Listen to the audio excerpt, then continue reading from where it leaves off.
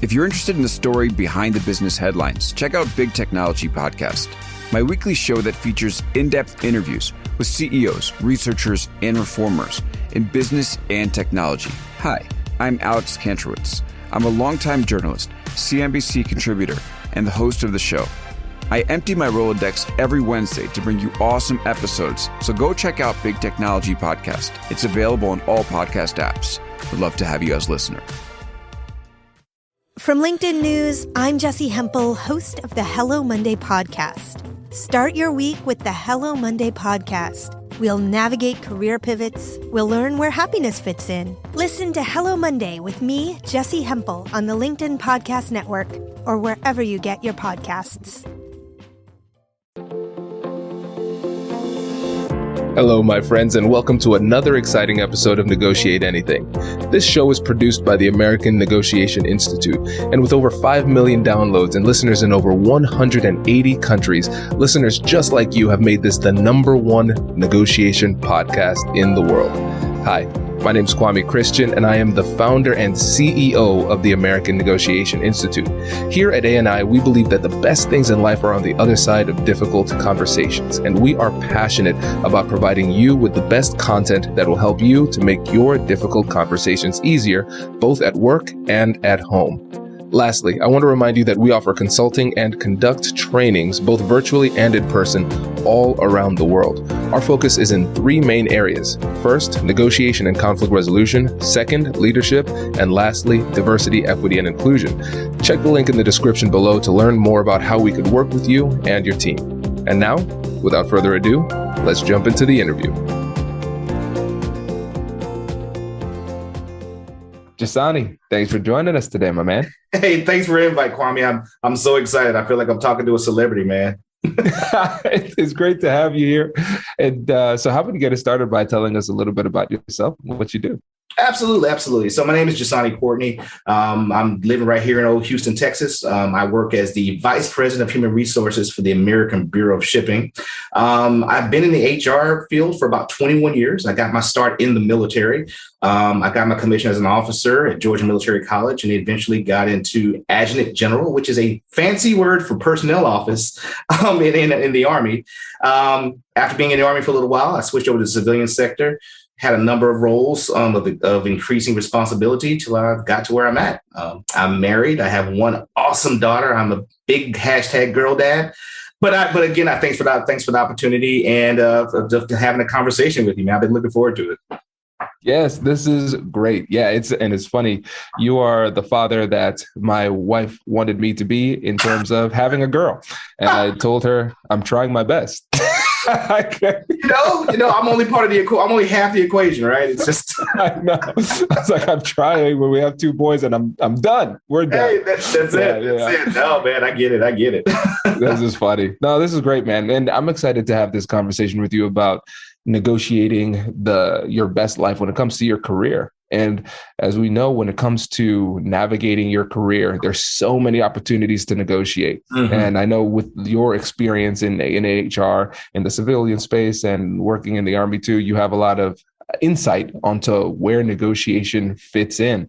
And so I know some of the things that we're going to talk about are how we can negotiate terms of an offer, negotiating for a promotion, and then the things that we need to have in mind as leaders as we grow in companies. Mm-hmm. But I just want to start off talking about, in general, what is the value of negotiation when you think about negotiation as a skill for elevating your career?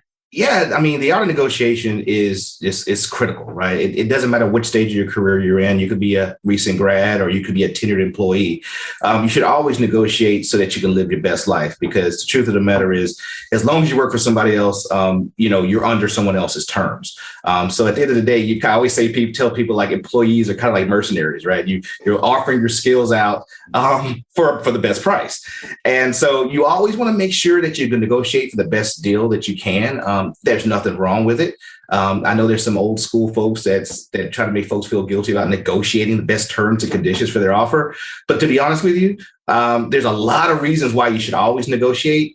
And, and hopefully throughout this conversation, I can kind of dissuade some of the fears that sometimes keeps us from having those conversations that will allow us to get the best compensation or the best terms so we can have good work-life balance while at the same time satisfying your career goals and aspirations. Yeah, well said. And when you think about the fears that hold people back, what comes to mind for you? When I talk to a lot of people, Kwame, the first thing is, like, let's just say it's a job offer. The first thing they're worried about when they talk about negotiating, they worry about whether they're going to take back the offer. That's the first thing. Like, oh, if I negotiate, they're going to pull the offer back. And that couldn't be further from the truth. It costs a company a lot of money to recruit, hire, train employees just to go through the interviewing process. Remember, that position's open. So that means somewhere in that office, some poor employee is working double time to cover that time until they get the position filled. So they're paying costs via overtime. Then also they have the interview. You have a manager or directors or whomever. When they interview, those are man hours. Those are people hours that they could be. Opportunity cost is lost. They could be doing other things for the company, but they're interviewing. And so by the time they get to the offer stage, to be honest, it's not in their best interest to pull an offer just because you negotiate. Now, what happens after that, how you handle it, the tone in which you do the negotiations, the mindset and the words you choose to use in that negotiation, it can either, make things work out in an optimal situation or, not so much. But never be worried about them pulling an offer back, because from a time and cost perspective, that just makes zero sense for them just to pull back an offer of a qualified candidate just because they dare to negotiate. And so if I'm breaking down what you said in a simple type of way, speaking as somebody who is a leader in HR in your company, it's almost like you're saying, why in the world would I pull that back? Like, what?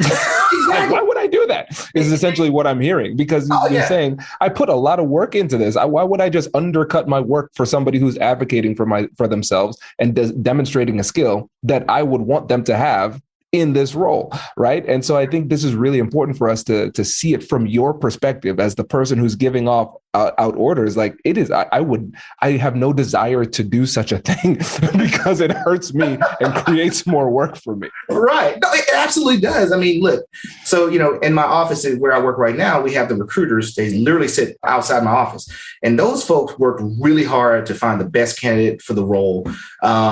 And by the time they've gone through so many resumes and CVs, and they go through the interview process and they found somebody who has the skills they want, again, it just makes zero sense to start over just because they dare to negotiate. Now, let's be fair. Not every job has the same level of negotiating, variance as others, right? If you're a school teacher, if you're a public servant, those salaries are posted online. It's pretty straightforward. It's based on tenure and things like that. So negotiating really may not help in that regard. But, if you're going into a managerial role or a director role or a specialized technical role, absolutely always negotiate. But again, what I mentioned earlier, you got to be careful, because once negotiations begin, you gotta read the room, you gotta read the tone of the emails and the response, and then go from there. Like, first thing I always tell people is, when they ask you the question about, what salary you're looking for, one thing that never does us a disservice, never does us a good service is, oh, it's negotiable. No, it's not. It's not freaking negotiable. When you were interviewing for a job, you told your family and friends, like, no, my next job, I need to make $50,000, at least $50,000 or $60,000. But for some reason, when that HR person calls you, they say, Kwame, so, we're interested in this role. And, what kind of salary are you looking for? Oh, it's negotiable. It's about the overall opportunity. Bullcrap. There's a certain level of compensation you're looking for. Yeah, it's about other aspects. But at the end of the day, be honest with yourself. Make sure that you get a salary that makes you feel good about the choice you make, because a company will never love you more than when you first walk through the front door. I love that. So let's go deeper into that specific question, because there are different schools of thought on this. So I'd love to hear your thoughts. So an HR person is having a conversation with you and they say, so how much would you like to make? Some people are afraid of giving that number because they say, oh, now I'm pigeonholing myself into a number. I feel like I'm losing negotiation leverage. Mm-hmm. And so when people say that, what are your thoughts on that? Well, if you understand the value of the role that you're applying for from the beginning, you won't run into that. And there's a lot of online resources that helps the individual. There's Glassdoor, there's Indeed, there's salary.com. And I say salary.com, but, every time an HR professional hears, oh, I looked at my salary on salary.com, we always roll our eyes, because in my opinion, is very commercialized. And, they know that people are going out there looking for salary data, so they tend to inflate it just a bit. But with that being said, understand that if you're in the Houston metro market where I am, and you're trying to be a marketing manager, go into there kind of understanding what the marketing manager makes in that area, using some of these online resources, so you're not doing yourself a disservice and lowballing yourself. Because if they're willing to pay, if they have it in their budget for $100,000 a year, and you come in there saying, "Oh, I'll take 80," they're going to jump at 80. And I always tell people, like, if an HR person says done, like they don't have to go check with anybody, they don't have to go talk to the hiring manager, that means you lowballed yourself. But you start off, to answer your question, you start off, doing some homework, applying when you apply for the job, understanding what that job is worth in your location, in your market, or wherever you're looking to work. Because where you're, in Ohio versus Houston versus LA, that market could be completely different. So if you go in there armed with that bit of information, you at least have a starting point. And I guess the last thing I'll say to that question is just make sure that, if they say, well, that's a little bit outside of our range, it's okay sometimes to walk away. Because if you've done the research, maybe that company is so small that they simply can't afford it. There's a lot of reasons why that might happen, but go in there armed with that data, with that information, have a data-driven conversation. And the last thing I'll say is remember that when you go into that negotiation, it's a business transaction. If they start talking to you about salary, the dating is over with. You've already wooed and courted each other. Now we're just trying to put a ring on it. And we're trying to have a business conversation. So take the emotion out of it, give the data, and then let the questions come where they may. Does your company invest in professional development training? If you believe that your team would benefit from a negotiation workshop, all you need to do is go to our website, fill out the workshop request form, and then we'll set up a time to chat. These workshops are completely customizable, and we've done them all around the country. Negotiation and conflict resolution skills are beneficial across all professions, but they're especially useful in procurement, purchasing, sales, sourcing, and contract management. Our calendar is filling up quickly, and we even have some workshops scheduled for next year. If you think you might want one, I'd suggest reaching out soon so you don't miss out. Check out the link in the description to learn more. And now, back to the show.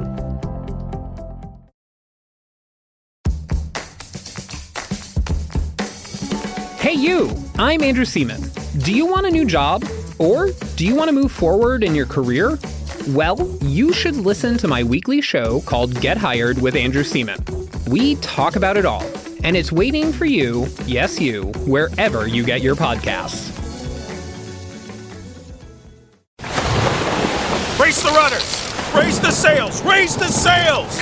Captain, an unidentified ship is approaching. Over. Roger.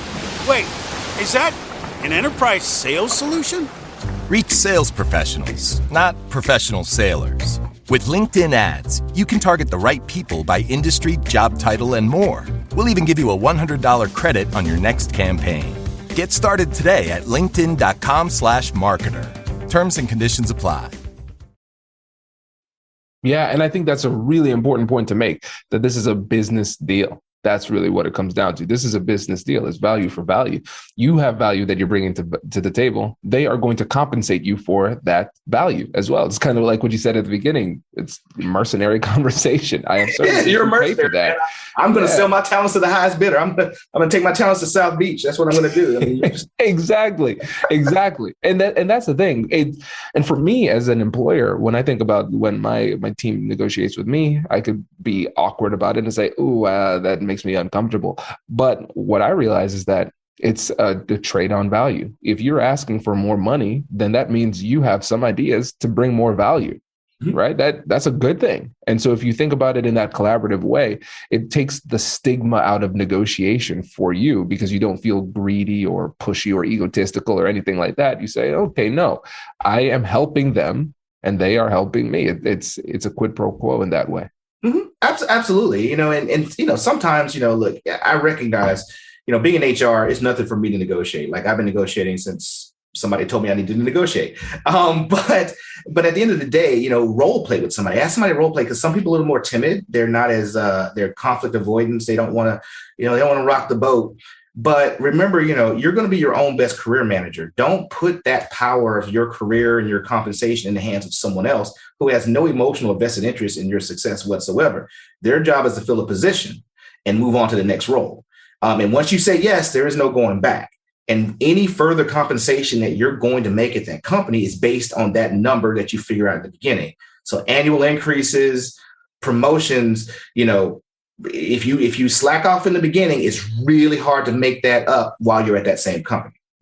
Yep. And I think that's important to remember, because every ceiling is a new floor. Because if I negotiate to this level, this is great, because that's where the next negotiation is going to begin. And so when you think about it in terms of like compound interest, like the position that you put yourself in this negotiation is going to dictate the position that you're in for your subsequent negotiations too. So you're always going to be leading from this position.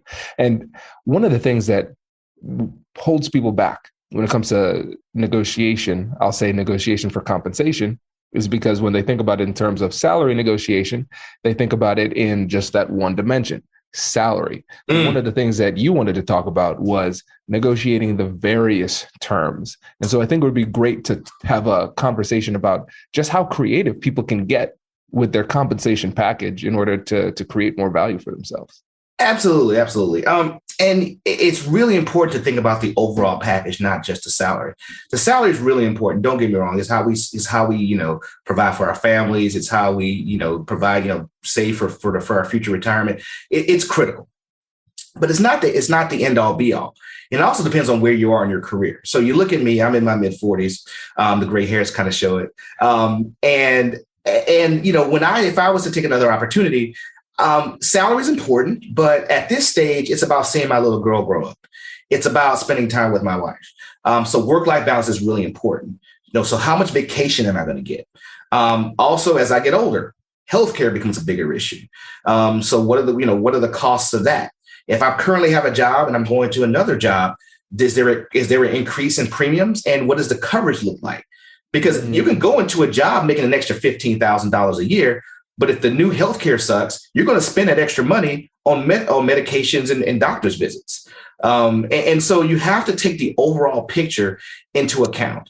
Where are you in your career? Where's your value proposition in terms of what is it you value? Is it compensation? Is it title? Is it time off? Is it variable compensation if there's a bonus attributed to it? And you have to look at the entire number and what each one of those components means to you. And what I always tell the people who have this question, like, well, how do I know? Well, there's 4 or 5 basic components of an offer. It's the salary, it's the time off, it's the benefits, and it's the retirement. And sometimes bonus. Bonus is kind of depending on the role.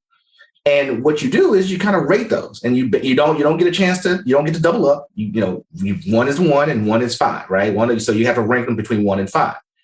And there's your answer, right? So if you rank, all of them are important, but you said, hey, I'm young, retirement, although I tell anybody who slacks off for retirement not to do that. But if you say the 401k match is not as important as getting a great upfront salary and having some time off, then that's how you rank it. And that's the passion you attack each one of those variables in an offer. But you got to take a look at the holistic picture and not just jump at the fact that, they're paying an extra $5,000. The other thing I would always tell people when they say, I'm going to leave my current company to another company, is to do the math in terms of the actual delta, the actual difference. So if I'm currently making $35,000 a year and a new company is offering me $45,000 a year, that is a nice significant pay increase. But remember that you have to factor in risk. Sometimes it's the devil you know versus the devil you don't know. And so you say, okay, it's an extra $10,000 a year. You divide that by 26 pay periods. If you're in the United States, you subtract about 25% for taxes. And you realize really on a month-to-month basis, you're only making a few hundred extra dollars a month. Is that worth jumping ship to a company that you have no idea what you're walking into? You know what they've shown you during the interview process, but you never really know. And is it really worth that?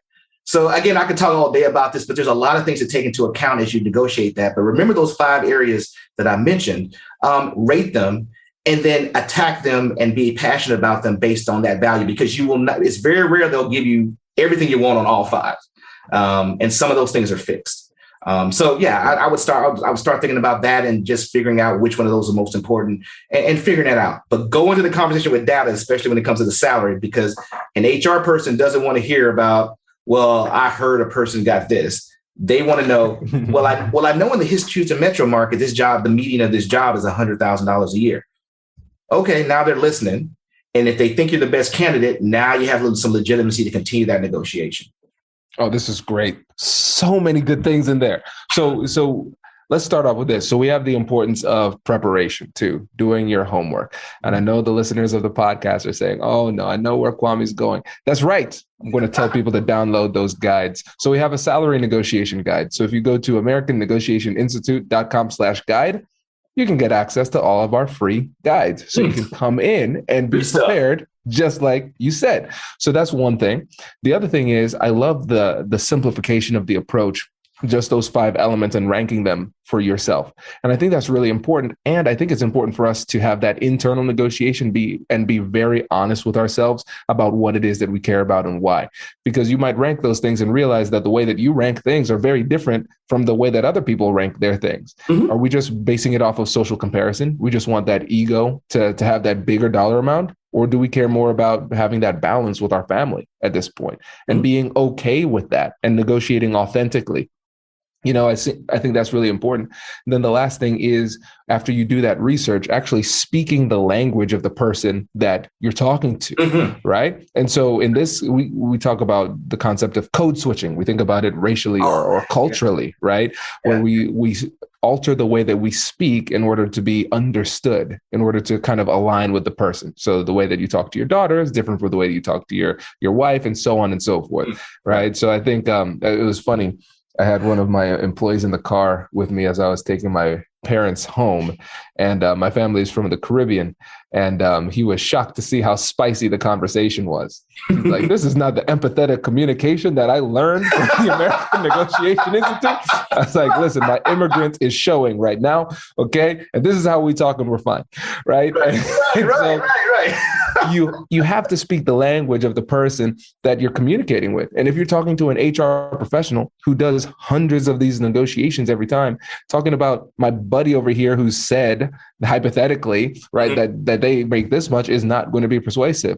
You want to come with your research so they can actually respect the way that you're talking to them. Yeah, absolutely. And just remember, you know, just like with any negotiation, and I can't remember one of your podcasts I listened to before, you talked about this. Negotiation is kind of a dance, right? It's a dance. It's an ebb and flow. And you don't have to be an expert, you know, just because I say there's an art to it. The thing about it is that you gear yourself towards your audience. You know, come there with data, talk like you know what you're talking about. Do your best to speak with confidence. And you'll be surprised where that actually gets you. But again, you know, the thing I really want to stress for listeners, if you take only one thing away from this discussion, is by the time they call you with the offer, it's yours to lose. It's yours. You've won. You're done interviewing. It's your job. Now you're just negotiating. And they're not going, chances are they're not going to pull an offer away just because you want a little extra compensation or you want a little extra vacation time, whatever the case is. Usually the worst thing they can say is, unfortunately, we have a policy that dictates, you know, you got to be here so long for so much vacation, or our bonus structure is pretty fixed based on the job title. And that's fine. So then at that point, you have a decision to make. But at the end of the day, you know, you just go into that discussion armed with the confidence that you know what it is you want. And you made such a good point, Kwame. You know, far too often we judge our needs, the terms of negotiation, based off of social, you know, acceptance. And, you know, you want to be able to brag to people, oh, I broke 6 figures. I know a lot of people who make 6 figures who are freaking miserable because they're working 40, 50, 60, 70, 80 hours. They don't see their kids. Their marriage is on the rocks. They have an estranged relationship with their children. They're making good money, right? And their you know, wife and kids are having fun spending it, but but it's not bringing that fulfillment of life. I remember my dad, man, bless his heart. One of the biggest pieces of advice he told me was, your job is supposed to support your life. Your life is not meant to support your job. And that's one of the things I've always honed in with that my dad has taught me. And so, your job provides for your family. Your job provides for vacations. Your job provides for those things that has personal fulfillment. But you're not. But at the end of the day, no one ever said, "I wish I worked more." No one ever says that. So just kind of keep that in mind when you try to prioritize that. It's not about social norms. It's not about being able to brag that you got 6 figures. I know a person right now. He actually took a job. This is post-pandemic. We'll probably talk about that later, but the rules are just so crazy now when it comes to offers and people want to work remotely. Somebody had a $100,000 a year job. It was 6 figures. That person now makes $15,000 less. However, remote working and extra vacation time, unlimited PTO, I think it was unlimited PTO.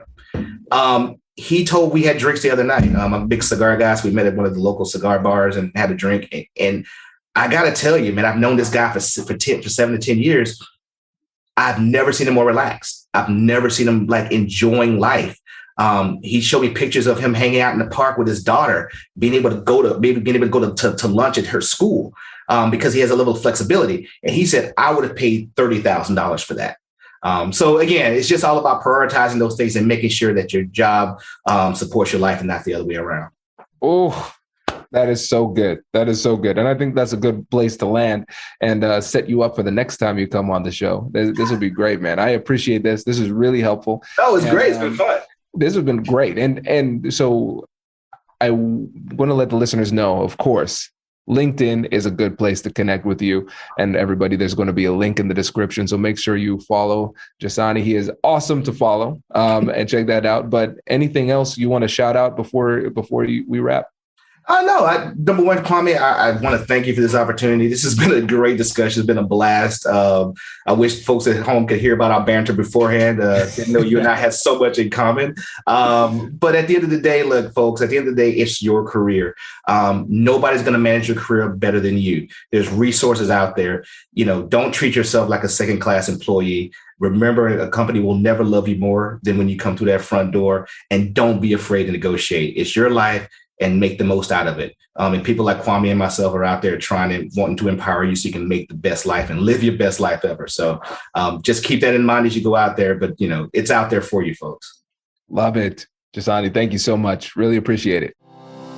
Congratulations, you've just joined an elite club. By listening to a full episode, you're now officially on the Negotiate Anything team. So welcome aboard. What most team members do is they subscribe to the podcast because that allows them to automatically get the latest episodes of the show.